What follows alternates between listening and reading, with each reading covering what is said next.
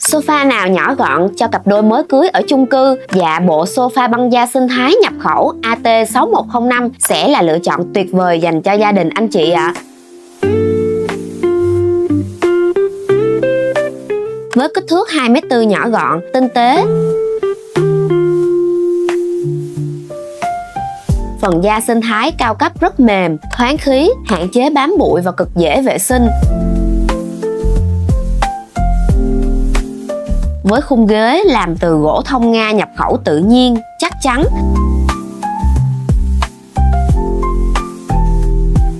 Phần đệm mút cao su thiên nhiên ngồi cực êm, có độ đàn hồi cao.